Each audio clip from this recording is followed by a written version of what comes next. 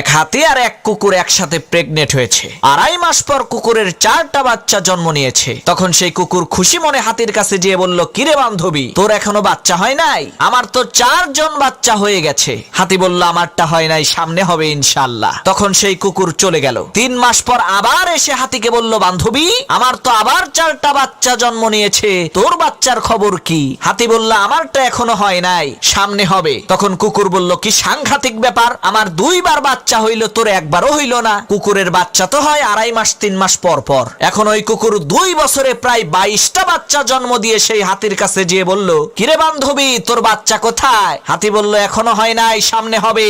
তখন সেই কুকুর রাগান্বিত কণ্ঠে বলে উঠল, আরে রাগ তোর, সামনে হবে, সামনে হবে। আমার আজ তো 2টা ফুটবল খেলার টিম হয়ে গেছে, আর তোর এখনো একটাই হয় না। আমাকে সত্যি করে বলতো, তুই কি আসলেও প্রেগনেন্ট? তখন সেই হাতি কুকুরকে বলল, বান্ধবী শোনো, আমার পেট থেকে যেটা বের হবে সেটা কুত্তা না, সেটা হাতি। সে যখন দুনিয়াতে ভূমিষ্ঠ হবে তখন এই পৃথিবীর হাওয়া বাতাস সবকিছু তাকে অনুভব করবে। সে যখন বনের মধ্য দিয়ে হেঁটে যাবে, বন থরথর করে কেঁপে উঠবে। সে যখন রাস্তা পার হবে, রাস্তার যানবাহন সব থেমে যাবে। সে ফালতু কুত্তার মতো হাড্ডি খাওয়ার জন্য ঘেউ ঘেউ করবে না। প্রিয় ভাইরা, ঠিক একই ভাবে আপনার কাছেও লোকজন আসবে, কিরে এখনো তোর চাকরি হয় নাই, তোর এইটা হয় নাই, ওইটা হয় নাই, আমার তো হয়ে গেছে। তখন আপনি নিজেকে তার সাথে তুলনা করতে যাবেন না, হাই হুতাশ করবেন না। বলে দেবেন, আমারটা কুত্তার বাচ্চা না যে 2 মাসেই হয়ে যাবে, আমারটা হাতির বাচ্চা, হইতে একটু সময় লাগবে, ওয়েট কর, সামনে দেখতে পাবি।